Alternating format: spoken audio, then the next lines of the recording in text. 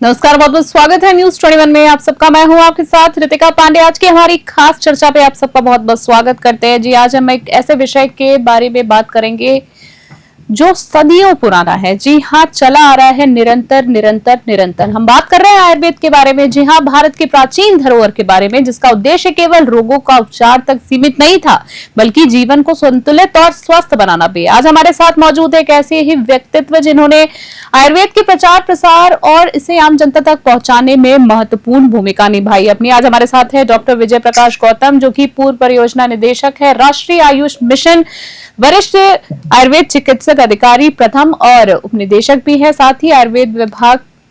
साथ ही आपको बता दें, इनकी प्रोफाइल बहुत ही लंबी चौड़ी है, जिसमें शासन सचिवालय में भी अपनी सेवाएं दे चुके हैं जयपुर में। तो डॉक्टर साहब का सबसे पहले तो हम बहुत बहुत स्वागत करेंगे। डॉक्टर साहब, आपको नमस्कार और आपका बहुत बहुत स्वागत करते हैं आज की हमारी खास चर्चा में। नमस्कार। नमस्कार डॉक्टर साहब, मुझे अच्छे तरीके से याद है कि एक चर्चा में, पिछली चर्चा में भी आपसे मुलाकात हुई थी। आप हमारे स्टूडियो आए थे और काफी सारी जानकारी, जो कह सकते हैं हमारे दर्शकों को, आपने साझा की थी। बड़े ही काम की जानकारी थी। आज भी कुछ ऐसी ही वार्तालाप करेंगे। सबसे पहले शुरुआत करूं मैं तो आयुष्मान मिशन के तहत थोड़ा सा जानना चाहूंगी, आपके कार्यकाल की सबसे बड़ी उपलब्धि क्या रही है और उसे जनता तक पहुंचाने में क्या चुनौतियां भी आई थी? जब मैं आयुष मिशन में परियोजना निदेशक था, तो आयुर्वेद जितनी भी डिस्पेंसरीज हैं हमारे आयुर्वेद विभाग में, लगभग 3700 डिस्पेंसरी, उनमें से आधी डिस्पेंसरी को आयुष्मान आरोग्य मंदिर बना दिया गया, जहां पर उसे पूर्ण रूप से सज्जित किया गया। ठीक है। वहां का जो फर्नीचर वगैरह है, वहां का प्रबंध है, वहां पर सामान्य रोगों के उपचार व्यवस्थाएं हैं, औषधियां हैं, योग की व्यवस्था की गई है। जी जी। इसके अलावा कुछ पौधे भी वहां पे लगाए गए हैं। तो कहने का मतलब है कर रही है। जी जी, मैं आपको बहुत अच्छे से सुन पा रही हूँ डॉक्टर साहब। आप जारी रखिए, आप क्या कह रहे थे? हाँ, तो मैं ये कह रहा था कि राष्ट्रीय आयुष मिशन आयुष्मान आरोग्य मंदिरों की जो स्थापना की गई है, राजस्थान में लगभग 2100 आयुर्वेद औषधालयों को, होम्योपैथी औषधालयों को आयुष्मान आरोग्य मंदिर में परिवर्तित कर दिया गया है। जी जी। जहां पर आम जनता की चिकित्सा सुविधाएं उपलब्ध हैं, वहां पर सामान्य रोग परीक्षण और उन्हें वहीं पर उपलब्ध कराई जाती है। जी डॉक्टर साहब, जैसे आपने कहा कि वहीं पर उपलब्ध कराई जाती है, इसी बीच में आपसे जानना चाहूंगी, क्योंकि आपका कार्यक्षेत्र जो आप कह रहे हैं एक कार्यक्षेत्र नहीं रहा है, मैं ये कहूंगी आपने विभिन्न विभिन्न क्षेत्रों में अपनी सेवाएं दी हैं। आयुर्वेद की बात चल रही है तो आयुर्वेद विभाग में उपनिदेशक और वरिष्ठ आयुर्वेद चिकित्सा अधिकारी के रूप में भी आपने काम किया है। तो काम करते हुए आपके सामने सबसे बड़ी चुनौती क्या रही है? आयुर्वेद चिकित्सा अधिकारी के रूप में यदि हमने काम को देखें, तो वहां पर जो हमारा काम करने का, औषधालयों में अच्छी व्यवस्था नहीं थी, औषधालय में बैठने की व्यवस्था नहीं थी, फर्नीचर नहीं थी, औषधियां उपलब्ध नहीं थी, और फिर जहां हम दवाइयां लिखते थे, दवाइयों के लिए मेडिकल स्टोर वहां उपलब्ध नहीं था। बिल्कुल। तो इन सब चुनौतियों के बाद भी आयुर्वेद का चिकित्सक सुदूर क्षेत्र में अपनी सेवाएं दे रहा है और आम जनता को लाभान्वित कर रहा है। बड़ी ही एक कहूंगी हिम्मत की बात है, क्योंकि जैसे आपने कहा कि आप लोग जब दवाइयां भी लिखते थे, कहने का आपका मतलब ये था कि दवाइयां लिखी जाती थी पर भाई मेडिकल स्टोर्स नहीं होते थे जहां पर आयुर्वेदिक दवाइयां मिल सके। उसके बाद भी उस समय इतनी सेवाएं, इतनी अपग्रेड नहीं थी चीजें। डॉक्टर साहब, एक बहुत महत्वपूर्ण सवाल करना चाहूंगी। आज हमारे जितने भी दर्शक सुन रहे हैं, मैं 100% श्योर हूं कि ये सवाल उनके काम आने वाला है। मौसमी बीमारियां चल रही हैं, बरसात शुरू हो गई है और आमतौर पर छोटों को देख ले, बड़ों को देख ले या बुजुर्गों को देख ले डॉक्टर साहब, सर्दी, जुकाम, बुखार आम बात हो गई है। शरीर में जकड़न होना, दर्द होना, ये आम बात है। किसी को भी जाके पूछेंगे, किसी ना किसी को कुछ ना कुछ चल रहा है। आयुर्वेद में इसका क्या इलाज है? मैं जानना चाहूंगी आपसे कि ऐसा क्या करें, कोई ऐसा उपाय बता दीजिए जिससे इन चीजों से निजात मिल सके और अंग्रेजी दवाइयों की तरफ हमें रुख ना करना पड़े। मैडम, ये जो काल चक्र है, इस काल चक्र को आयुर्वेद में दो भागों में बांटा गया है। इसको हम ऋतुचर्या बोलते हैं। ठीक है। एक भाग है वो आदान काल कहलाता है, एक भाग विषुद्ध काल कहलाता है। आदान काल की जो ऋतु है वो इसमें वर्षा, शरद, हेमंत, ये विषुद्ध काल की ऋतु है। और अभी वर्तमान में विषुद्ध काल चल रहा है, ठीक है, जिसमें वर्षा ऋतु आती है। बिल्कुल। आदान काल में क्या होता है कि शरीर की जो रुक्षता है, यानी कि जो सौम्यता है, उसको सूर्य सौंप लेता है, उच्चता की वृद्धि होती है। और वर्षा ऋतु पहली विषुद्ध काल की ऋतु है, तो इस ऋतु में वायु का प्रकोप बढ़ जाता है। वायु के प्रकोप बढ़ने से अग्नि मांद्य हो जाता है, यानी भूख नहीं लगती। और आयुर्वेद ये कहता है कि जितनी भी बीमारियां होती है वो अग्नि मांद्य की वजह से, सर्वे रोगापि मंदाग्नो जायते, सारे रोग मंदाग्नि से। और इस ऋतु में मंदाग्नि होने की वजह से गैस की समस्या होती है, सर्दी, खांसी, जुकाम की समस्या होती है, त्वचा की, क्योंकि आर्द्रता रहती है, वातावरण में आर्द्रता रहती है, पानी भी हम दूषित रहता है, तो कपड़े भी कई बार गीले पहन लेते हैं, स्किन डिजीज, त्वचा होते हैं, जी जी, वायु का प्रकोप होता है, तो जोड़ों का दर्द होता है। और इस वजन में कई लोगों को, इस ऋतु में कई लोगों को वजन घट जाता है या वजन बढ़ जाता है। डॉक्टर साहब, इसका इन चीजों का इलाज क्या है?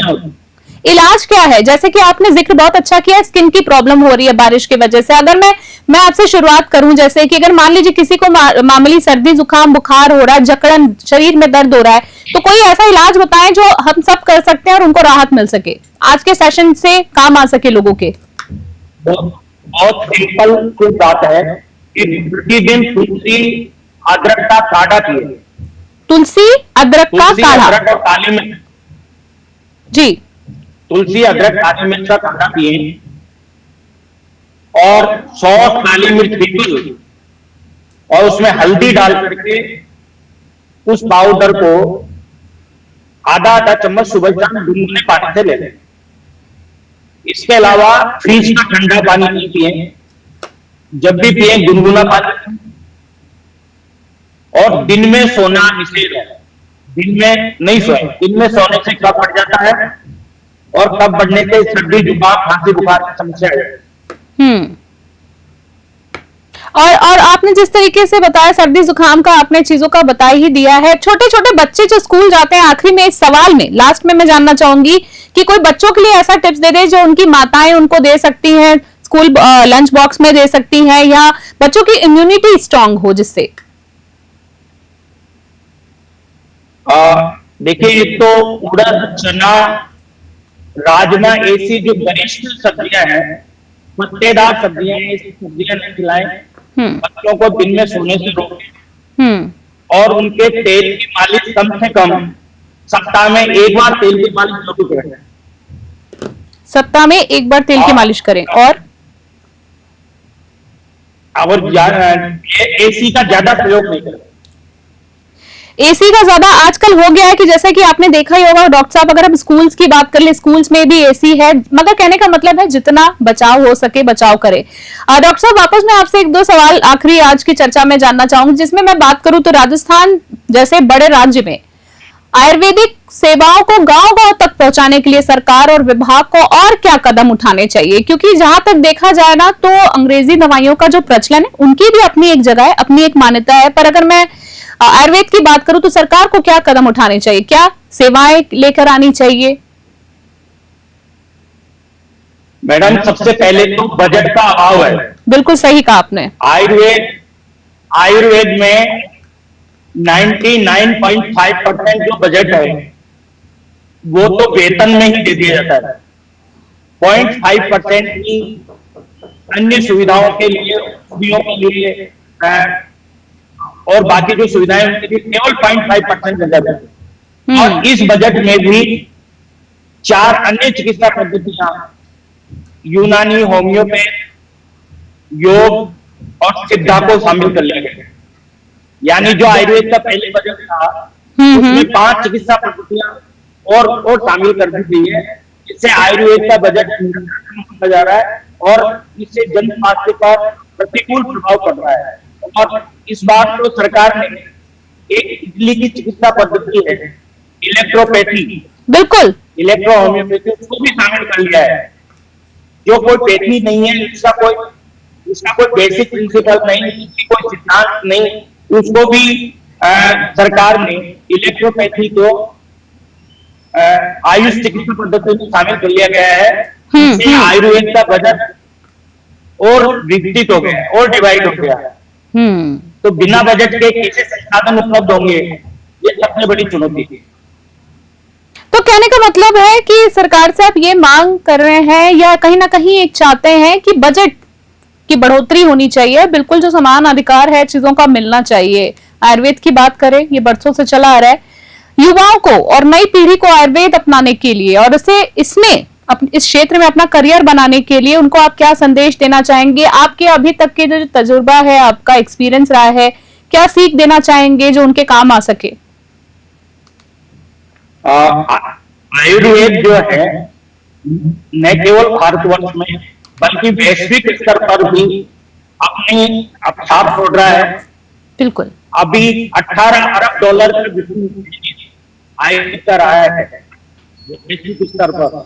सभी विश्व में आयुर्वेद की खूब डिमांड हो रही है, खूब मांग हो रही है, लेकिन भारत सरकार जो है आयुर्वेद के साथ में अन्य चिकित्सा पद्धतियों को शामिल कर रही है, जबकि आयुर्वेद भारतीय चिकित्सा पद्धति है, हजारों वर्षों की आजमाई हुई चिकित्सा पद्धति है। बिल्कुल, कोई शंका नहीं। आयुर्वेद एक स्वतंत्र विज्ञान है। बिल्कुल जी डॉक्टर साहब, तो कहने का मतलब है कि बच्चे जो क्षेत्र में भी जी डॉक्टर साहब प्रश्न किया कि युवाओं के लिए जी जारी रखिए, जारी रखिए। के थ्रू BAMS कोर्स होता है जिसे बैचलर ऑफ आयुर्वेदिक मेडिसिन उपाधि मिलती है, और इस उपाधि के बाद में राजस्थान सरकार में तो आयुर्वेद का प्रत्यक्ष विभाग है जहां पर आयुर्वेद सेवाओं के लिए आयुर्वेद चिकित्सा अधिकारी की भर्ती की जाती है और वो अपने करियर उसमें बना सकते हैं। इसके अलावा आजकल तो पंचकर्म चिकित्सा पद्धति हर जगह जगह पर क्लिनिक खुल रहे हैं, प्राइवेट हॉस्पिटल खुल रहे हैं, और आयुर्वेद का एक स्वर्णिम भविष्य है। आयुर्वेद में आकर के अपने कैरियर की उड़ान भर हुआ, बहुत स्वर्णिम भविष्य, बहुत स्वर्णिम अवसर है। चलिए डॉक्टर साहब, आपका फिलहाल के लिए आपने जितनी जानकारी दी है, मुझे पूरी उम्मीद है कि आज की जो चर्चा थी बहुत ही यूजफुल थी, हमारे दर्शकों के काम आई होगी। और डॉक्टर साहब, डॉक्टर विजय प्रकाश गौतम आज हमारे साथ हैं। डॉक्टर साहब, पहले तो आपका हम बहुत बहुत धन्यवाद देना चाहेंगे कि आपने अपना बहुमूल्य समय हमारे लिए निकाला, और हम इसी चर्चा में फिर नेक्स्ट कोई चर्चा में आपके साथ जल्दी मुलाकात करेंगे। तब तक के लिए आप भी स्वस्थ रहें, अपना ख्याल रखिए। तो आज हमारे साथ है डॉक्टर साहब जिन्होंने आयुर्वेद से जुड़ी तमाम जानकारियां हमारे दर्शकों तक पहुंचाई है। तो कहते हैं ना, जब शरीर और मन हो स्वस्थ तभी बनेगा सशक्त समाज। आयुर्वेद की राह दिखाते डॉक्टर गौतम जैसे हैं आज। तो आज की हमारी स्पेशल चर्चा में, खास चर्चा में फिलहाल के लिए इतना ही।